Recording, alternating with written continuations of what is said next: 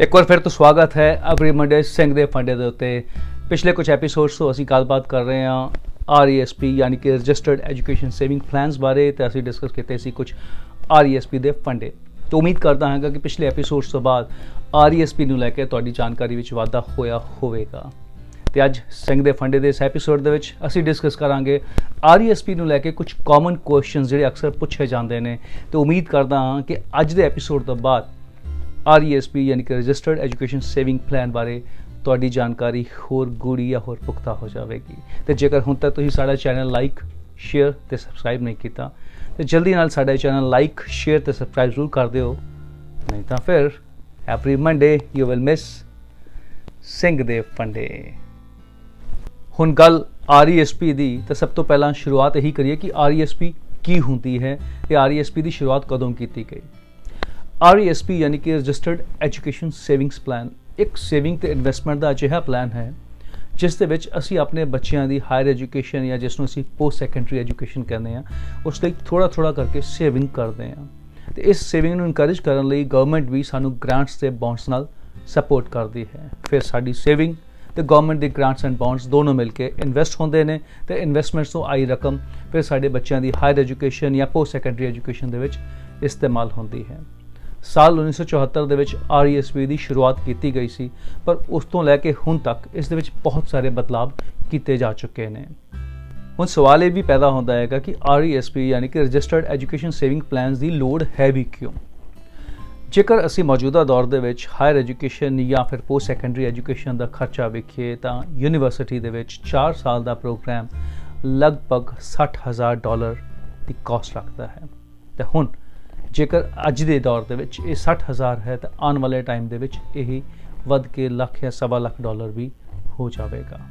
ਹੁਣ RESP ਇੱਕ ਤਰੀਕਾ ਹੈ ਜਿਸ ਨਾਲ ਅਸੀਂ ਥੋੜ੍ਹੀ ਕਰਕੇ ਆਪਣੇ ਬੱਚਿਆਂ ਦੀ ਹਾਇਰ ਐਜੂਕੇਸ਼ਨ ਲਈ ਸੇਵ ਕਰ ਸਕਦੇ ਹਾਂ, ਇਨਵੈਸਟ ਕਰ ਸਕਦੇ ਹਾਂ ਤੇ ਗਵਰਨਮੈਂਟ ਤੋਂ ਗ੍ਰਾਂਟ ਵੀ ਲੈ ਸਕਦੇ ਹਾਂ। ਤੇ ਹੁਣ ਇਸ ਨਾਲ ਇੱਕ ਸਵਾਲ ਇਹ ਜੁੜ ਜਾਂਦਾ ਹੈ ਕਿ RESP ਕਰਵਾਉਣ ਦਾ ਫਾਇਦਾ ਕੀ ਹੈ। ਜਿਵੇਂ ਕਿ ਮੈਂ ਹੁਣੀ ਜ਼ਿਕਰ ਕੀਤਾ ਕਿ RESP ਇੱਕ ਤਰੀਕਾ ਹੈ ਆਪਣੇ ਬੱਚਿਆਂ ਦੀ ਹਾਇਰ ਐਜੂਕੇਸ਼ਨ ਲਈ ਥੋੜਾ ਕਰਕੇ ਜੋੜਨ ਦਾ। ਤੇ ਫਿਰ ਉਸ ਤੋਂ ਬਾਅਦ ਗਵਰਨਮੈਂਟ ਵੀ ਤਾਂ ਗ੍ਰਾਂਟ ਤੇ ਬੌਂਡਸ ਦੇ ਰਾਹੀਂ $9500 ਤੱਕ ਸਪੋਰਟ ਕਰਦੀ ਹੈ। ਤੇ ਹੁਣ ਇਸ ਫ੍ਰੀ ਮਨੀ ਨੂੰ ਕੌਣ ਛੱਡਣਾ ਚਾਹੇਗਾ। ਤੇ ਦੂਸਰੀ ਗੱਲ RESP ਦੇ ਵਿੱਚ ਕੀਤੀ ਹੋਈ ਇਨਵੈਸਟਮੈਂਟਸ ਜਦ ਤੱਕ RESP ਦੇ ਵਿੱਚ ਹੀ ਰਹਿੰਦੀ ਹੈ ਉਹ ਟੈਕਸ ਸ਼ੈਲਟਰਡ ਹੁੰਦੀ ਹੈ, ਉਸ ਉੱਤੇ ਟੈਕਸ ਨਹੀਂ ਪੈਂਦਾ। ਹੁਣ ਫਿਰ ਸਵਾਲ ਇਹ ਵੀ ਹੈ ਕਿ RESP ਕੰਮ ਕਿਵੇਂ ਕਰਦੀ ਹੈ। ਜਿਵੇਂ ਕਿ ਮੈਂ ਜ਼ਿਕਰ ਕੀਤਾ ਕਿ RESP ਇੱਕ ਕੰਟਰੀਬਿਊਟਰੀ ਪਲਾਨ ਹੈ। ਤੁਸੀਂ ਜਦੋਂ RESP ਅਕਾਊਂਟ ਖੁਲਵਾਉਂਦੇ ਹੋ ਉਸ ਤੋਂ ਬਾਅਦ ਤੁਸੀਂ ਇੱਕ ਤੈਅਸ਼ੁਦਾ ਰਕਮ ਹਰ ਮਹੀਨੇ ਜਾਂ ਫਿਰ ਹਰ ਸਾਲ ਆਪਣੇ ਇਸ RESP ਅਕਾਊਂਟ ਵਿੱਚ ਜਮ੍ਹਾਂ ਕਰਵਾਉਂਦੇ ਹੋ ਤੇ ਫਿਰ ਸਰਕਾਰ ਵੀ ਤੁਹਾਡੀ ਕੰਟਰੀਬਿਊਸ਼ਨ ਦੇ ਮੁਤਾਬਿਕ ਇੱਕ ਤੈਅਸ਼ੁਦਾ ਰਕਮ ਮੈਚ ਕਰਦੀ ਹੈ। ਫਿਰ ਤੁਹਾਡੀ ਕੰਟਰੀਬਿਊਸ਼ਨ ਤੇ ਸਰਕਾਰ ਦੇ ਗ੍ਰਾਂਟਸ ਐਂਡ ਬੌਂਡਸ ਦੋਨੋਂ ਮਿਲ ਕੇ ਇਨਵੈਸਟ ਹੁੰਦੇ ਨੇ ਕੁਆਲੀਫਾਈਡ ਇਨਵੈਸਟਮੈਂਟਸ ਦੇ ਵਿੱਚ। ਤੇ ਉਸ ਤੋਂ ਬਾਅਦ ਜਦੋਂ ਤੁਹਾਡਾ ਬੱਚਾ ਕਿਸੇ ਕੁਆਲੀਫਾਈਡ ਐਜੂਕੇਸ਼ਨ ਪ੍ਰੋਗਰਾਮ ਜਾਂ ਸਪੈਸੀਫਾਈਡ ਐਜੂਕੇਸ਼ਨ ਪ੍ਰੋਗਰਾਮ ਨੂੰ ਜੁਆਇਨ ਕਰਦਾ ਹੈ ਤਾਂ ਉਸ ਤੋਂ ਬਾਅਦ EAP ਦੇ ਰੂਪ ਦੇ ਵਿੱਚ ਇਹ RESP ਤੋਂ ਪੇਮੈਂਟਸ ਉਸ ਨੂੰ ਫੀਸ ਲਈ ਜਾਂ ਹੋਰ ਆਪਣੇ ਖਰਚੇ ਕਰਨ ਲਈ, ਪੜ੍ਹਾਈ ਸੰਬੰਧਿਤ ਖਰਚੇ ਕਰਨ ਲਈ ਮਿਲਦੀ ਹੈ। ਤੇ ਫਿਰ ਇਹਦੇ ਲਈ ਵੀ ਕੁਝ ਰੂਲਸ ਅਪਲਾਈ ਹੁੰਦੇ ਨੇ ਜਿਸ ਨੂੰ ਅਸੀਂ ਅੱਗੇ ਡਿਸਕਸ ਕਰਾਂਗੇ। ਹੁਣ ਜਿਵੇਂ ਕਿ ਜ਼ਿਕਰ ਕੀਤਾ ਕਿ RESP ਦੇ ਵਿੱਚ ਤੁਹਾਨੂੰ ਕੰਟਰੀਬਿਊਟ ਕਰਨਾ ਪੈਂਦਾ ਹੈ। ਹੁਣ ਸਵਾਲ ਇਹ ਹੈ ਕਿ RESP ਦੇ ਵਿੱਚ ਕਿਸ ਉਮਰ ਤੱਕ ਕੰਟਰੀਬਿਊਟ ਕੀਤਾ ਜਾ ਸਕਦਾ ਹੈ। RESP ਦੇ ਵਿੱਚ 31 ਸਾਲ ਦੀ ਉਮਰ ਤੱਕ ਕੰਟਰੀਬਿਊਟ ਕੀਤਾ ਜਾ ਸਕਦਾ ਹੈ, ਪਰ RESP 35 ਸਾਲ ਤੋਂ ਜ਼ਿਆਦਾ ਖੁੱਲੀ ਨਹੀਂ ਰਹਿ ਸਕਦੀ। ਹੁਣ ਜੇਕਰ ਤੁਸੀਂ CESG ਯਾਨੀ ਕਿ ਕੈਨੇਡਾ ਐਜੂਕੇਸ਼ਨ ਸੇਵਿੰਗਸ ਗ੍ਰਾਂਟਸ ਲੈਣਾ ਚਾਹੁੰਦੇ ਹੋ ਤਾਂ ਜਿਸ ਸਾਲ ਦੇ ਵਿੱਚ ਬੱਚੇ ਦੀ ਉਮਰ 17 ਸਾਲ ਹੋ ਜਾਵੇਗੀ ਇਹ ਗ੍ਰਾਂਟਸ ਉਸ ਉਮਰ ਤੱਕ ਹੀ ਮਿਲਣਗੀਆਂ। ਹੁਣ ਇਸ RESP ਦੇ ਵੱਖ-ਵੱਖ ਹਿੱਸੇ ਨੇ ਜਿਹਦੇ ਵਿੱਚੋਂ ਕਿ ਪਹਿਲਾ ਹਿੱਸਾ ਹੈ ਬੈਨੀਫਿਸ਼ਰੀ ਯਾਨੀ ਕਿ ਬੈਨੀਫਿਸ਼ਰੀ ਅਜਿਹਾ ਵਿਅਕਤੀ ਜਿਸ ਦੇ ਨਾਮ ਦੇ ਉੱਤੇ RESP ਜਾਂ ਜਿਸ ਲਈ ਇਹ RESP ਖੋਲੀ ਜਾਂਦੀ ਹੈ, ਜਿਵੇਂ ਕਿ ਤੁਹਾਡਾ ਬੱਚਾ। ਲੇਕਿਨ ਕੁਝ ਹਾਲਾਤਾਂ ਦੇ ਵਿੱਚ ਤੁਸੀਂ ਖੁਦ ਵੀ ਆਪਣੀ RESP ਦੇ ਵਿੱਚ ਬੈਨੀਫਿਸ਼ਰੀ ਹੋ ਸਕਦੇ ਹੋ। ਤੇ ਦੂਸਰਾ ਇਹਦਾ ਹਿੱਸਾ ਹੈ ਸਬਸਕ੍ਰਾਈਬਰ ਯਾਨੀ ਕਿ ਅਜਿਹਾ ਵਿਅਕਤੀ ਜੋ ਇਸ RESP ਦੇ ਵਿੱਚ ਕੰਟਰੀਬਿਊਟ ਕਰਦਾ ਹੈ, ਜੋ ਕਿ ਕੋਈ ਇੰਡੀਵਿਜੂਅਲ, ਉਸ ਦੀ ਸਪਾਊਸ, ਕਾਮਨ ਲਾਅ ਪਾਰਟਨਰ ਜਾਂ ਫਿਰ ਪ੍ਰਾਇਮਰੀ ਕੇਅਰਗਿਵਰ ਵੀ ਹੋ ਸਕਦਾ ਹੈ। ਤੇ ਤੀਸਰਾ ਹਿੱਸਾ ਹੁੰਦਾ ਹੈ ਪ੍ਰਮੋਟਰ ਦਾ ਯਾਨੀ ਕਿ ਅਜਿਹਾ ਵਿਅਕਤੀ ਜਾਂ ਕੋਈ ਸੰਸਥਾ ਜਾਂ ਕੋਈ ਇੰਸਟੀਟਿਊਸ਼ਨ ਜਿਹੜੀ ਕਿ ਤੁਹਾਡੀ ਕੰਟਰੀਬਿਊਸ਼ਨ ਤੇ ਗਵਰਨਮੈਂਟ ਤੋਂ ਮਿਲੀ ਹੋਈ ਗ੍ਰਾਂਟਸ ਨੂੰ ਇਨਵੈਸਟ ਤੇ ਉਸ ਦੀ ਦੇਖਰੇਖ ਕਰਦੀ ਹੈ। ਹੁਣ RESP ਇੱਕ ਰਜਿਸਟਰਡ ਐਜੂਕੇਸ਼ਨ ਸੇਵਿੰਗ ਪਲਾਨ ਹੈ ਤੇ ਸਵਾਲ ਇਹ ਉੱਠਦਾ ਹੈ ਕਿ ਇਸ ਨੂੰ ਸਪੋਰਟ ਕਰਨ ਲਈ ਗਵਰਨਮੈਂਟ ਕੀ ਕਰਦੀ ਹੈ। ਹੁਣ ਜਿਵੇਂ ਕਿ ਤੁਸੀਂ ਬਤੌਰ ਸਬਸਕ੍ਰਾਈਬਰ ਜਾਂ ਪੇਰੈਂਟਸ ਹਰ ਸਾਲ ਜਾਂ ਹਰ ਮਹੀਨੇ ਇਸ ਦੇ ਵਿੱਚ ਕੰਟਰੀਬਿਊਟ ਕਰਦੇ ਹੋ ਤੇ ਤੁਹਾਡੀ ਕੰਟਰੀਬਿਊਸ਼ਨ ਦੇ ਮੁਤਾਬਕ ਗਵਰਨਮੈਂਟ ਇਸ ਕੰਟਰੀਬਿਊਸ਼ਨ ਨੂੰ ਇਨਕਰੇਜ ਕਰਨ ਲਈ CESG ਤੇ CLB ਦੇ ਨਾਲ ਮੈਚ ਕਰਦੀ ਹੈ। CESG ਯਾਨੀ ਕਿ ਕੈਨੇਡਾ ਐਜੂਕੇਸ਼ਨ ਸੇਵਿੰਗ ਗ੍ਰਾਂਟਸ, ਜਿਹੜੀ ਕਿ ਹਰ ਬੱਚੇ ਦੇ ਲਈ $7200 ਮੈਕਸਿਮਮ ਤੱਕ ਪੇ ਕੀਤੀ ਜਾ ਸਕਦੀ ਹੈ ਤੇ ਜੇਕਰ ਤੁਸੀਂ ਲੋਅਰ ਇਨਕਮ ਗਰੁੱਪ ਦੇ ਵਿੱਚ ਆਉਂਦੇ ਹੋ ਤਾਂ ਤੁਹਾਨੂੰ ਫਿਰ CLB ਐਡੀਸ਼ਨਲ $2000 ਵੀ ਮਿਲ ਸਕਦੀ ਹੈ। ਯਾਨੀ ਕਿ ਗਵਰਨਮੈਂਟ ਤੁਹਾਨੂੰ $9200 ਤੱਕ ਮੈਕਸਿਮਮ ਸਪੋਰਟ ਕਰ ਸਕਦੀ ਹੈ ਗ੍ਰਾਂਟਸ ਤੇ ਬੌਂਡਸ ਨਾਲ। ਤੇ ਦੂਸਰਾ, ਜਦੋਂ ਤੱਕ ਤੁਹਾਡੀ ਰਕਮ RESP ਦੇ ਵਿੱਚ ਇਨਵੈਸਟਡ ਰਹਿੰਦੀ ਹੈ, ਗਵਰਨਮੈਂਟ ਉਸ ਤੇ ਕੋਈ ਟੈਕਸ ਨਹੀਂ ਲਗਾਉਂਦੀ, ਯਾਨੀ ਕਿ ਤੁਹਾਡੀ ਰਕਮ ਵੱਧਦੀ ਹੈ ਟੈਕਸ ਫ੍ਰੀ। ਹੁਣ RESP ਦੇ ਵਿੱਚ ਗਰੋਥ ਟੈਕਸ ਫ੍ਰੀ ਹੁੰਦੀ ਹੈ। ਹੁਣ ਇਸ ਦਾ ਮਤਲਬ ਕੀ ਹੈ ਕਿ RESP 'ਚ ਜਿੰਨੀ ਚਾਹੀਏ ਰਕਮ ਜਮ੍ਹਾਂ ਕਰਵਾ ਸਕਦੇ ਹਾਂ? ਜੀ ਨਹੀਂ। RESP ਦੇ ਵਿੱਚ ਲਾਈਫ ਟਾਈਮ ਮੈਕਸਿਮਮ ਹੈ $50,000। ਹੁਣ ਚਾਹੇ ਇਹ $50,000 ਹਰ ਮਹੀਨੇ ਜਾਂ ਕਿਸੇ ਇੱਕ ਲੰਪਸਮ ਦੇ ਵਿੱਚ ਜਾਂ ਐਨੂਅਲੀ ਕਿਸੇ ਵੀ ਤਰੀਕੇ ਨਾਲ ਜਮ੍ਹਾਂ ਕਰਵਾਏ ਜਾ ਸਕਦੇ ਆ, ਪਰ ਧਿਆਨ ਰੱਖਣ ਵਾਲੀ ਗੱਲ ਇਹ ਹੈ ਕਿ ਇਹ ਲਿਮਿਟ $50,000 ਤੋਂ ਜ਼ਿਆਦਾ ਨਹੀਂ ਹੋਣੀ ਚਾਹੀਦੀ ਲਾਈਫ ਟਾਈਮ ਮੈਕਸਿਮਮ। ਸਾਲ 2006 ਤੋਂ ਪਹਿਲਾਂ ਐਨੂਅਲ ਲਿਮਿਟ ਵੀ ਤੈਅ ਕੀਤੀ ਜਾਂਦੀ ਸੀ ਜੋ ਕਿ $4,000 ਸੀ, ਪਰ 2007 ਤੋਂ ਬਾਅਦ ਐਨੂਅਲ ਕੰਟਰੀਬਿਊਸ਼ਨ ਦੀ ਲਿਮਿਟ ਹਟਾ ਦਿੱਤੀ ਗਈ ਹੈ। ਹੁਣ ਸਿਰਫ ਲਾਈਫ ਟਾਈਮ ਮੈਕਸਿਮਮ ਲਿਮਿਟ $50,000 ਦੀ ਹੀ ਰਹਿ ਗਈ ਹੈ। ਸੋ ਯਾਦ ਰੱਖਣ ਵਾਲੀ ਗੱਲ ਇਹ ਹੈ ਕਿ RESP ਦੇ ਵਿੱਚ ਚਾਹੇ ਉਹ ਇੱਕ RESP ਹੈ ਜਾਂ ਕਿਸੇ ਪੁਰਾਣੀ RESP ਤੋਂ ਅਸੀਂ ਨਵੀਂ RESP 'ਚ ਟ੍ਰਾਂਸਫਰ ਕਰਾ ਸਕਦੇ, ਸਾਨੂੰ ਇਹੀ ਧਿਆਨ ਰੱਖਣ ਵਾਲੀ ਲੋੜ ਹੈ ਕਿ ਇਹ ਕੰਟਰੀਬਿਊਸ਼ਨ ਲਿਮਿਟ $50,000 ਤੋਂ ਜ਼ਿਆਦਾ ਨਾ ਹੋ ਜਾਵੇ। ਤਾਂ ਹੁਣ ਫਿਰ ਕੀ ਬਣੇਗਾ ਜੇਕਰ ਅਸੀਂ ਓਵਰ ਕੰਟਰੀਬਿਊਟ ਕਰ ਦਈਏ? ਜੇਕਰ ਅਸੀਂ ਆਪਣੀ RESP ਦੇ ਵਿੱਚ ਓਵਰ ਕੰਟਰੀਬਿਊਸ਼ਨ ਕਰ ਦਿੰਦੇ ਹਾਂ ਤਾਂ ਜਦ ਤੱਕ ਉਹ ਓਵਰ ਕੰਟਰੀਬਿਊਸ਼ਨ ਸਾਡੀ RESP ਦੇ ਵਿੱਚ ਬਣੀ ਰਹਿੰਦੀ ਹੈ ਤਦ ਤੱਕ ਹਰ ਮਹੀਨੇ ਦੇ ਮੁਤਾਬਕ 1% ਟੈਕਸ ਦੀ ਪੈਨਲਟੀ ਉਸ ਅਮਾਉਂਟ ਤੱਕ, ਉਸ ਵਾਧੂ ਜਾਂ ਓਵਰ ਕੰਟਰੀਬਿਊਟਡ ਅਮਾਉਂਟ 'ਤੇ ਪੈਂਦੀ ਜਾਵੇਗੀ। ਇਹ ਤਦ ਤੱਕ ਪੈਂਦੀ ਜਾਵੇਗੀ ਜਦ ਤੱਕ ਅਸੀਂ ਉਸ RESP ਦੇ ਵਿੱਚੋਂ ਉਸ ਓਵਰ ਕੰਟਰੀਬਿਊਸ਼ਨ ਨੂੰ ਕਢਵਾ ਨਹੀਂ ਲੈਂਦੇ। ਹੁਣ ਇੱਕ ਸਵਾਲ ਵੀ ਅਕਸਰ ਸਾਡੇ ਤੋਂ ਪੁੱਛਿਆ ਜਾਂਦਾ ਹੈ ਕਿ ਸਾਡੇ ਇੱਕ ਤੋਂ ਜ਼ਿਆਦਾ ਬੱਚੇ ਨੇ ਤਾਂ ਕੀ ਸਾਨੂੰ ਹਰ ਇੱਕ ਬੱਚੇ ਲਈ ਅਲੱਗ-ਅਲੱਗ RESP ਅਕਾਊਂਟ ਖੁਲਵਾਉਣਾ ਪਵੇਗਾ? ਜੀ ਨਹੀਂ। ਇਸ ਦਾ ਇੱਕ ਹੱਲ ਇਹ ਹੈ ਕਿ ਅਸੀਂ ਆਪਣੇ ਬੈਨੀਫਿਸ਼ੀਅਰੀਜ਼ ਲਈ ਇੱਕ ਫੈਮਿਲੀ ਪਲਾਨ ਚੂਜ਼ ਕਰ ਸਕਦੇ ਹਾਂ ਜਿਸ ਦੇ ਵਿੱਚ ਸਾਡੇ ਬੱਚੇ ਜੋ ਕਿ ਬਲੱਡ ਰਿਲੇਸ਼ਨ ਨਾਲ ਜਾਂ ਅਡਾਪਸ਼ਨ ਦੇ ਨਾਲ ਇੱਕ ਦੂਜੇ ਨਾਲ ਰਿਲੇਟਡ ਹੋਣ, ਉਸ ਪਲਾਨ ਦੇ ਬੈਨੀਫਿਸ਼ਰੀ ਬਣ ਸਕਦੇ ਨੇ। ਹੁਣ ਇਸ ਦਾ ਸਭ ਤੋਂ ਵੱਡਾ ਫਾਇਦਾ ਕਦੋਂ ਹੁੰਦਾ ਹੈ ਕਿ ਮੰਨ ਲਓ ਕਿਸੇ ਵਜ੍ਹਾ ਕਰਕੇ ਇੱਕ ਬੈਨੀਫਿਸ਼ਰੀ ਆਪਣੀ ਹਾਇਰ ਐਜੂਕੇਸ਼ਨ ਨੂੰ ਪਰਸਿਊ ਨਹੀਂ ਕਰਨਾ ਚਾਹੁੰਦਾ ਤਾਂ ਫਿਰ ਉਸ ਦੇ ਫੰਡ ਦੂਸਰਾ ਬੈਨੀਫਿਸ਼ਰੀ ਇਸਤੇਮਾਲ ਕਰ ਸਕਦਾ ਹੈ। ਇਸ ਕਰਕੇ ਫੈਮਿਲੀ ਪਲਾਨ ਦੇ ਵਿੱਚ ਇਹ ਸਭ ਤੋਂ ਵੱਡਾ ਫਾਇਦਾ RESP ਖੁਲਵਾਉਂਦਾ ਹੈ ਕਿ ਇੱਕ ਬੈਨੀਫਿਸ਼ਰੀ ਦੀ ਰਕਮ ਦੂਸਰਾ ਬੈਨੀਫਿਸ਼ਰੀ ਇਸਤੇਮਾਲ ਕਰ ਸਕਦਾ ਹੈ, ਲੇਕਿਨ ਕੁਝ ਸ਼ਰਤਾਂ ਦੇ ਨਾਲ।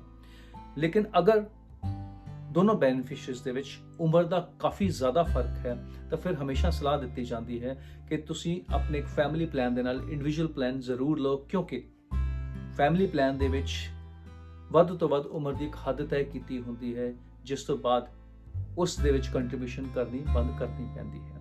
ਇਸ ਕਰਕੇ ਫੈਮਿਲੀ ਪਲਾਨ ਜਾਂ ਇੰਡੀਵਿਜੂਅਲ ਪਲਾਨ ਤੁਸੀਂ ਕੀ ਡਿਸਾਈਡ ਕਰਨਾ ਹੈ, ਹਮੇਸ਼ਾ ਸਲਾਹ ਦਿੱਤੀ ਜਾਂਦੀ ਹੈ ਕਿ you should consult a financial advisor ਤਾਂ ਕਿ ਤੁਹਾਨੂੰ ਇਹ ਪੂਰੀ ਤਰ੍ਹਾਂ ਕਲੀਅਰ ਹੋ ਸਕੇ ਕਿ ਅੱਗੇ ਜਾ ਕੇ ਕਿਹੜਾ ਪਲਾਨ ਤੁਹਾਡੇ ਲਈ ਜ਼ਿਆਦਾ ਬੈਟਰ ਹੋ ਸਕਦਾ ਹੈ। ਹੁਣ ਅਸੀਂ ਗੱਲ ਕੀਤੀ ਸੀ ਫੈਮਿਲੀ ਪਲਾਨ ਦੀ, ਤੇ ਹੁਣ ਕੀ ਫੈਮਿਲੀ ਪਲਾਨ ਦੇ ਇਲਾਵਾ ਵੀ RESP ਦੇ ਵਿੱਚ ਕੋਈ ਹੋਰ ਪਲਾਨਸ ਹੁੰਦੇ ਨੇ? ਜੀ ਹਾਂ, RESP ਦੇ ਵਿੱਚ ਦੋ ਤਰ੍ਹਾਂ ਦੇ ਹੋਰ ਪਲਾਨਸ ਹੁੰਦੇ ਨੇ। ਇੱਕ ਹੈ ਨੌਨ ਫੈਮਿਲੀ ਯਾਨੀ ਕਿ ਇੰਡੀਵਿਜੂਅਲ ਪਲਾਨ ਤੇ ਦੂਸਰਾ ਹੈ ਗਰੁੱਪ ਪਲਾਨ। ਨੌਨ ਫੈਮਿਲੀ ਜਾਂ ਇੰਡੀਵਿਜੂਅਲ ਪਲਾਨਸ ਦੇ ਵਿੱਚ ਇੱਕ ਹੀ ਬੈਨੀਫਿਸ਼ਰੀ ਹੁੰਦਾ ਹੈ ਤੇ ਬੈਨੀਫਿਸ਼ਰੀ ਦੀ ਉਮਰ ਦੀ ਕੋਈ ਹੱਦ ਨਹੀਂ ਹੁੰਦੀ ਤੇ ਤੁਸੀਂ ਚਾਹੋ ਤਾਂ ਆਪਣੇ ਪਲਾਨ ਦੇ ਵਿੱਚ ਖੁਦ ਹੀ ਸਬਸਕ੍ਰਾਈਬਰ ਤੇ ਖੁਦ ਹੀ ਬੈਨੀਫਿਸ਼ਰੀ ਵੀ ਬਣ ਸਕਦੇ ਹੋ। ਗਰੁੱਪ ਪਲਾਨ ਬਹੁਤ ਸਾਰੀਆਂ ਨੌਨ ਫੈਮਿਲੀ ਜਾਂ ਇੰਡੀਵਿਜੂਅਲ ਪਲਾਨਸ ਨੂੰ ਮਿਲ ਕੇ ਬਣਾਇਆ ਹੁੰਦਾ ਹੈ ਤੇ ਇਸ ਵਿੱਚ ਗਰੁੱਪ ਬਣਾਏ ਜਾਂਦੇ ਨੇ ਬੈਨੀਫਿਸ਼ਰੀ ਦੀ ਉਮਰ ਦੇ ਮੁਤਾਬਕ। ਤੇ ਜਦੋਂ ਬੈਨੀਫਿਸ਼ਰੀ ਪੋਸਟ ਸੈਕੰਡਰੀ ਐਜੂਕੇਸ਼ਨ ਲਈ ਜਾਂਦਾ ਹੈ ਤਾਂ ਫਿਰ ਉਸ ਨੂੰ ਉਸ ਸਮੇਂ ਪੋਸਟ ਸੈਕੰਡਰੀ ਲੈਣ ਵਾਲੇ ਬੈਨੀਫਿਸ਼ਰੀ ਦੇ ਗਰੁੱਪ ਦੇ ਹਿਸਾਬ ਨਾਲ ਵੰਡੀ ਹੋਈ ਰਕਮ ਦਿੱਤੀ ਜਾਂਦੀ ਹੈ। ਹੁਣ ਇੱਕ ਸਵਾਲ ਜਿਸ ਨਾਲ ਅਸੀਂ ਅਕਸਰ ਰੂਬਰੂ ਹੁੰਦੇ ਰਹਿੰਦੇ ਹਾਂ ਕਿ ਫੈਮਿਲੀ ਪਲਾਨ ਦੇ ਵਿੱਚ ਬੈਨੀਫਿਸ਼ਰੀਜ਼ ਨੂੰ ਐਡ ਕੀਤਾ ਜਾ ਸਕਦਾ ਹੈ। ਜੀ ਹਾਂ, ਸਬਸਕ੍ਰਾਈਬਰ ਜਦੋਂ ਚਾਹੇ ਫੈਮਿਲੀ ਪਲਾਨ ਦੇ ਵਿੱਚ ਬੈਨੀਫਿਸ਼ੀਅਰੀਜ਼ ਨੂੰ ਐਡ ਕਰ ਸਕਦਾ ਹੈ। ਬਸ 2 ਸ਼ਰਤਾਂ ਦਾ ਧਿਆਨ ਰੱਖਣਾ ਪੈਂਦਾ ਹੈ। ਪਹਿਲਾ ਕਿ ਬੈਨੀਫਿਸ਼ਰੀ ਦੀ ਉਮਰ 21 ਸਾਲ ਤੋਂ ਜ਼ਿਆਦਾ ਨਾ ਹੋਵੇ, ਤੇ ਦੂਸਰਾ ਨਵਾਂ ਐਡ ਕੀਤੇ ਜਾਣ ਵਾਲਾ ਬੈਨੀਫਿਸ਼ਰੀ ਮੌਜੂਦਾ ਬੈਨੀਫਿਸ਼ਰੀ ਦੇ ਨਾਲ ਬਲੱਡ ਰਿਲੇਸ਼ਨ ਨਾਲ ਜਾਂ ਫਿਰ ਅਡਾਪਸ਼ਨ ਦੇ ਨਾਲ ਸੰਬੰਧਿਤ ਹੋਵੇ।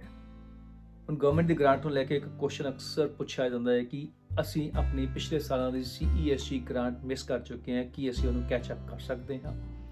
ਇਸ ਦਾ ਜਵਾਬ ਹੈ ਜ਼ਰੂਰ। ਅਗਰ ਤੁਸੀਂ ਕਿਸੇ ਵਜ੍ਹਾ ਕਰਕੇ ਆਪਣੀ CESG ਗ੍ਰਾਂਟ ਮਿਸ ਕਰ ਚੁੱਕੇ ਹੋ ਤਾਂ ਤੁਸੀਂ ਇਸ ਸਾਲ ਜਾਂ ਮੌਜੂਦਾ ਸਾਲ ਦੇ ਵਿੱਚ ਪਿਛਲੇ ਸਾਲ ਦੀ ਕੰਟਰੀਬਿਊਸ਼ਨ ਕਰਕੇ ਉਸ CESG ਨੂੰ ਮੈਚ ਕਰਵਾ ਸਕਦੇ ਹੋ। ਪਰ ਇਸ ਦੇ ਵਿੱਚ ਸ਼ਰਤ ਇਹੀ ਹੋਵੇਗੀ ਕਿ 1 ਸਾਲ ਦੇ ਵਿੱਚ ਸਿਰਫ 1 ਸਾਲ ਦੀ ਪਿਛਲੇ ਬੀਤੇ ਹੋਏ ਸਾਲ ਦੀ ਹੀ ਕੰਟਰੀਬਿਊਸ਼ਨ ਮੈਚ ਹੋਵੇਗੀ। ਲੇਕਿਨ ਜੇਕਰ ਤੁਹਾਡੀਆਂ CESG ਜ਼ਿਆਦਾ ਮਿਸ ਹੋ ਚੁੱਕੀਆਂ ਨੇ ਤਾਂ ਤੁਸੀਂ ਇਸੇ ਤਰੀਕੇ ਨਾਲ ਹੀ ਪਿਛਲੇ ਸਾਲਾਂ ਵਿੱਚ ਜਾ ਕੇ ਆਪਣੀ CESG ਦੇ ਨਾਲ ਆਪਣੀ ਕੰਟਰੀਬਿਊਸ਼ਨ ਨੂੰ ਮੈਚ ਕਰਵਾ ਸਕਦੇ ਹੋ। ਪਰ ਧਿਆਨ ਰੱਖਣ ਵਾਲੀ ਗੱਲ ਹੈ ਕਿ 1 ਸਾਲ ਦੇ ਵਿੱਚ ਕਿਸੇ ਵੀ ਹਾਲਾਤ ਵਿੱਚ $1000 ਤੋਂ ਜ਼ਿਆਦਾ ਗਵਰਨਮੈਂਟ ਦੀ ਗ੍ਰਾਂਟ ਨਹੀਂ ਮਿਲੇਗੀ। ਇਸ ਦਾ ਮਤਲਬ ਕੀ ਹੋਇਆ ਕਿ ਕਿਸੇ 1 ਸਾਲ ਦੇ ਵਿੱਚ ਤੁਸੀਂ ਆਪਣੀ CESG ਕਿਸੇ 1 ਸਾਲ ਦੀ CESG ਤੋਂ ਜ਼ਿਆਦਾ ਗ੍ਰਾਂਟ ਮੈਚਅਪ ਨਹੀਂ ਕਰਵਾ ਸਕਦੇ। ਜਿੰਨੇ ਸਾਲਾਂ ਦੀ CESG ਤੁਹਾਨੂੰ ਮਿਲੀ ਹੈ ਉਨੇ ਹੀ ਸਾਲ ਤੁਹਾਨੂੰ ਅੱਗੇ ਹਰ ਸਾਲ ਕੰਟਰੀਬਿਊਟ ਕਰਕੇ ਉਸ ਮਿਸਿੰਗ CESG ਨੂੰ ਮੈਚ ਕਰਵਾਉਣਾ ਪਵੇਗਾ। ਹੁਣ ਕਈ ਵਾਰ ਸਵਾਲ ਪੁੱਛਿਆ ਜਾਂਦਾ ਹੈ ਕਿ ਕੀ ਅਸੀਂ ਲੰਪਸਮ ਦੇ ਵਿੱਚ ਵੀ ਜਾਂ ਇੱਕੋ ਵਾਰ ਹੀ RESP ਦੀ ਸਾਰੀ ਕੰਟਰੀਬਿਊਸ਼ਨ ਕਰ ਸਕਦੇ ਹਾਂ? ਜੀ ਹਾਂ, ਤੁਸੀਂ ਚਾਹੋ ਤਾਂ ਲੰਪਸਮ ਅਮਾਉਂਟ $50,000 ਜੋ ਕਿ ਲਾਈਫ ਟਾਈਮ ਮੈਕਸਿਮਮ ਹੈ ਤੱਕ ਵੀ ਤੁਸੀਂ RESP ਦੇ ਵਿੱਚ ਕੰਟਰੀਬਿਊਟ ਕਰ ਸਕਦੇ ਹੋ। ਪਰ ਇੱਥੇ ਇੱਕ ਗੱਲ ਸਮਝਣ ਵਾਲੀ ਹੈ ਕਿ $50,000 ਇਕੱਠੇ ਜਮ੍ਹਾਂ ਕਰਵਾਉਣ ਦੇ ਨਾਲ ਬਣਦੀ ਹੋਈ ਟੋਟਲ CESG $7200 ਨਹੀਂ ਮਿਲ ਪਾਵੇਗੀ। ਇਸ ਉੱਤੇ CESG ਦਾ ਉਹੀ ਰੂਲ ਅਪਲਾਈ ਹੋਵੇਗਾ ਕਿ ਜੇਕਰ ਤੁਸੀਂ 1 ਸਾਲ ਦੇ ਵਿੱਚ $2500 ਕੰਟਰੀਬਿਊਟ ਕਰਦੇ ਹੋ ਤਾਂ ਗਵਰਨਮੈਂਟ ਉਸ ਨੂੰ 20% ਮੈਚ ਕਰਦੀ ਹੈ, ਯਾਨੀ ਕਿ $500 ਗਵਰਨਮੈਂਟ ਮੈਚ ਕਰੇਗੀ CESG ਦੇ ਰੂਪ ਦੇ ਵਿੱਚ। ਤੇ ਜੇਕਰ ਤੁਹਾਡੇ ਕੋਲ ਪਿਛਲੇ ਸਾਲ ਦੀ CESG ਵੀ ਬਕਾਇਆ ਹੈ ਤਾਂ ਅਗਲੇ 2500 ਦੇ ਉੱਤੇ ਵੀ ਸਰਕਾਰ $500 ਕੰਟਰੀਬਿਊਟ ਕਰ ਦੇਵੇਗੀ। ਹੁਣ ਇਸ ਦਾ ਮਤਲਬ ਕੀ ਹੋਇਆ ਕਿ ਬਕਾਇਆ $45,000 ਦੇ ਉੱਤੇ ਕੋਈ CESG ਨਹੀਂ ਮਿਲੇਗੀ। ਇਸ ਕਰਕੇ ਹਮੇਸ਼ਾ ਸਲਾਹ ਦਿੱਤੀ ਜਾਂਦੀ ਹੈ ਕਿ ਜਦੋਂ ਵੀ ਤੁਸੀਂ ਲੰਪਸਮ ਦੇ ਵਿੱਚ RESP ਦੇ ਵਿੱਚ ਕੋਈ ਰਕਮ ਜਮ੍ਹਾਂ ਕਰਵਾਉਣੀ ਹੋਵੇ ਤਾਂ ਉਸ ਦਾ ਪ੍ਰਭਾਵ ਤੁਹਾਡੀ CESG ਤੇ ਕੀ ਪਵੇਗਾ, ਇਸ ਬਾਰੇ ਕਿਸੇ ਫਾਈਨੈਂਸ਼ੀਅਲ ਐਡਵਾਈਜ਼ਰ ਜਾਂ ਫਾਈਨੈਂਸ਼ੀਅਲ ਇੰਸਟੀਟਿਊਸ਼ਨ ਨਾਲ ਕੰਸਲਟ ਕਰਨਾ ਬਹੁਤ ਜ਼ਰੂਰੀ ਹੈ। ਹੁਣ RESP ਖੁਲਵਾ ਲਈ, ਕੰਟਰੀਬਿਊਟ ਕਰਨਾ ਸ਼ੁਰੂ ਕਰ ਦਿੱਤਾ, ਗਵਰਨਮੈਂਟ ਤੋਂ ਗ੍ਰਾਂਟਸ ਤੇ ਬੌਂਡਸ ਵੀ ਆਉਣੇ ਸ਼ੁਰੂ ਹੋ ਗਏ। ਹੁਣ ਇਸ ਨੂੰ ਇਨਵੈਸਟ ਕਿੱਥੇ ਕਰਨਾ ਹੈ? RESP ਦੇ ਵਿੱਚ ਇਨਵੈਸਟਮੈਂਟ ਲਈ ਗਵਰਨਮੈਂਟ ਵੱਲੋਂ ਕੁਆਲੀਫਾਈਡ ਇਨਵੈਸਟਮੈਂਟਸ ਤੈਅ ਕੀਤੀਆਂ ਗਈਆਂ ਨੇ, ਜਿਵੇਂ ਕਿ ਮਿਊਚੁਅਲ ਫੰਡਸ, ਬੌਂਡਸ, ਸਟਾਕਸ ਤੇ ਸੈਗ ਫੰਡ। ਤੁਹਾਡਾ ਫਾਈਨੈਂਸ਼ੀਅਲ ਐਡਵਾਈਜ਼ਰ ਤੁਹਾਡੇ ਟਾਈਮ ਹੋਰਾਈਜ਼ਨ ਤੇ ਰਿਸਕ ਪ੍ਰੋਫਾਈਲ ਦੇ ਮੁਤਾਬਕ ਤੁਹਾਨੂੰ ਫੰਡ ਸੁਜੈਸਟ ਕਰ ਸਕਦਾ ਹੈ, ਜਿਸ ਦੇ ਵਿੱਚ ਤੁਸੀਂ ਇਨਵੈਸਟਮੈਂਟ ਕਰਕੇ ਆਪਣੇ ਬੱਚੇ ਦੀ ਹਾਇਰ ਐਜੂਕੇਸ਼ਨ ਜਾਂ ਪੋਸਟ ਸੈਕੰਡਰੀ ਐਜੂਕੇਸ਼ਨ ਲਈ ਪਲੈਨਿੰਗ ਕਰ ਸਕਦੇ ਹੋ। ਹੁਣ ਸਵਾਲ ਇਹ ਹੈ ਕਿ RESP ਕਿੱਥੇ ਖੁਲਵਾਈਆਂ ਜਾ ਸਕਦੀਆਂ ਨੇ? ਤੁਸੀਂ ਸੋਚੋਗੇ ਕਿ ਬੈਂਕ, ਜੀ ਹਾਂ, ਬੈਂਕ ਦੇ ਵਿੱਚ ਵੀ RESP ਖੁਲਵਾਈਆਂ ਜਾ ਸਕਦੀਆਂ ਨੇ, ਪਰ ਇਸ ਤੋਂ ਇਲਾਵਾ credit unions, mutual fund companies, investment dealers ਤੇ ਇੰਸ਼ੋਰੈਂਸ ਕੰਪਨੀਜ਼ ਵੀ RESPs ਖੋਲ੍ਹਦੀਆਂ ਨੇ। ਹੁਣ RESP ਕਿੱਥੇ ਖੁਲਵਾਈ ਜਾਵੇ, ਇਸ ਨਾਲੋਂ ਜ਼ਿਆਦਾ ਇੰਪੋਰਟੈਂਟ ਇਹ ਹੈ ਕਿ ਕੀ ਤੁਸੀਂ RESP ਦੀ ਮੋਨੀਟਰਿੰਗ ਜਾਂ RESP ਦਾ ਸਮੇਂ-ਸਮੇਂ ਤੇ ਰਿਵਿਊ ਕਰ ਰਹੇ ਹੋ? ਕੀ ਤੁਹਾਡੇ ਕੋਲ ਕੋਈ ਫਾਈਨੈਂਸ਼ੀਅਲ ਐਡਵਾਈਜ਼ਰ ਹੈ ਜਿਸ ਨਾਲ ਬੈਠ ਕੇ ਤੁਸੀਂ ਇਨਵੈਸਟਮੈਂਟਸ ਤੈਅ ਕਰਦੇ ਹੋ ਤੇ ਇਨਵੈਸਟਮੈਂਟ ਦੀ ਪਰਫਾਰਮੈਂਸ ਨੂੰ ਸਮੇਂ-ਸਮੇਂ ਤੇ ਰਿਵਿਊ ਕਰਦੇ ਹੋ, ਤਾਂ ਕਿ ਜਦੋਂ ਤੁਹਾਡਾ ਬੱਚਾ ਪੋਸਟ ਸੈਕੰਡਰੀ ਐਜੂਕੇਸ਼ਨ ਲਈ ਜਾਵੇ ਤਾਂ ਤੁਹਾਡੀ RESP ਦੇ ਵਿੱਚ ਸਫੀਸ਼ੀਐਂਟ ਫੰਡਸ ਹੋਣ ਉਸ ਦੀ ਐਜੂਕੇਸ਼ਨ ਦੇ ਖਰਚੇ ਨੂੰ ਸਪੋਰਟ ਕਰਨ ਲਈ। ਹਾਂਜੀ ਫਰੈਂਡਸ, RESP ਦੇ ਬਾਰੇ ਡਿਸਕਸ ਕਰਦੇ ਹਾਂ। ਸਾਡਾ ਚੌਥਾ ਐਪੀਸੋਡ ਹੈ ਔਰ ਮੈਨੂੰ ਲੱਗਦਾ ਹੈ ਕਿ ਸ਼ਾਇਦ 4 ਹੀ ਐਪੀਸੋਡ ਹੋਰ ਵੀ ਬਣ ਜਾਣਗੇ RESP ਦੇ ਉੱਤੇ ਡਿਸਕਸ਼ਨ ਕਰਦੇ ਹਾਂ, ਕਿਉਂਕਿ RESP ਦੀ ਇਨਫੋਰਮੇਸ਼ਨ ਬਹੁਤ ਹੀ ਜ਼ਿਆਦਾ ਐਗਜ਼ੌਸਟਿਵ ਹੈ, ਕਿਉਂਕਿ ਇਹ ਇਨਵੈਸਟਮੈਂਟ ਸਾਡੇ ਬੱਚਿਆਂ ਦੇ ਫਿਊਚਰ ਨਾਲ ਰਿਲੇਟਡ ਹੈ ਤੇ ਇਸ ਕਰਕੇ ਇਸ ਦੇ ਬਾਰੇ ਪੂਰੀ ਜਾਣਕਾਰੀ ਹਰ ਇੱਕ ਨੂੰ ਹੋਣਾ ਬਹੁਤ ਜ਼ਰੂਰੀ ਵੀ ਹੈ। ਅੱਜ ਦੇ ਐਪੀਸੋਡ ਦੇ ਵਿੱਚ ਅਸੀਂ ਡਿਸਕਸ ਕੀਤਾ ਹੈ ਕੁਝ ਸਵਾਲ ਜਿਹੜੇ ਕਿ RESP ਨੂੰ ਖੁਲਵਾਉਣ ਦੇ ਬਾਰੇ ਹੈ, ਲੇਕਿਨ ਅਗਲੇ ਐਪੀਸੋਡ ਦੇ ਵਿੱਚ ਅਸੀਂ ਡਿਸਕਸ ਕਰਾਂਗੇ ਕਿ RESP ਦੇ ਵਿੱਚ ਜਦੋਂ ਰਕਮ ਵਿਡਰਾਅ ਕੀਤੀ ਜਾਂਦੀ ਹੈ ਤਾਂ ਉਹਦੇ ਬਾਰੇ ਕਿਹੋ ਜਿਹੇ ਕੁਐਸਚਨਸ ਪੈਦਾ ਹੁੰਦੇ ਨੇ। ਫॉर ਐਗਜ਼ਾਮਪਲ, ਕੀ ਹੋਵੇਗਾ ਜੇਕਰ ਬੈਨੀਫੀਸ਼ਰੀ ਐਜੂਕੇਸ਼ਨ ਨੂੰ ਪਰਸਿਊ ਨਾ ਕਰੇ? ਜਦੋਂ RESP ਦੇ ਵਿੱਚੋਂ ਰਕਮ ਕਢਵਾਈ ਜਾਂਦੀ ਹੈ ਤਾਂ ਟੈਕਸ ਦੇ ਕਿਹੜੇ ਰੂਲ ਅਪਲਾਈ ਹੁੰਦੇ ਨੇ? ਕਿਵੇਂ ਟੈਕਸ ਲੱਗਦਾ ਹੈ RESP ਦੀ ਵਿਡਰਾਵਲ ਦੇ ਉੱਤੇ? ਕੌਣ ਇਸ ਰਕਮ ਨੂੰ ਕਢਵਾ ਸਕਦਾ ਹੈ? ਤੇ ਹੋਰ ਵੀ ਬਹੁਤ ਸਾਰੇ ਸਵਾਲ। ਤੇ ਇਸ ਲਈ ਜੇਕਰ ਤੁਸੀਂ ਚਾਹੁੰਦੇ ਹੋ ਕਿ ਤੁਸੀਂ ਅਗਲਾ ਐਪੀਸੋਡ ਮਿਸ ਨਾ ਕਰੋ ਤਾਂ ਸਾਡੇ ਚੈਨਲ ਨੂੰ ਜਲਦੀ ਨਾਲ ਲਾਈਕ, ਸ਼ੇਅਰ ਤੇ ਸਬਸਕ੍ਰਾਈਬ ਜ਼ਰੂਰ ਕਰ ਦਿਓ ਤਾਂ ਕਿ ਹਰ ਸੋਮਵਾਰ ਅਸੀਂ ਤੁਹਾਡੇ ਲਈ ਲੈ ਕੇ ਆਈਏ ਕੋਈ ਨਵਾਂ ਫੰਡਾ, ਕੋਈ ਨਵੀਂ ਜਾਣਕਾਰੀ ਇੰਸ਼ੋਰੈਂਸ ਤੇ ਇਨਵੈਸਟਮੈਂਟਸ ਬਾਰੇ।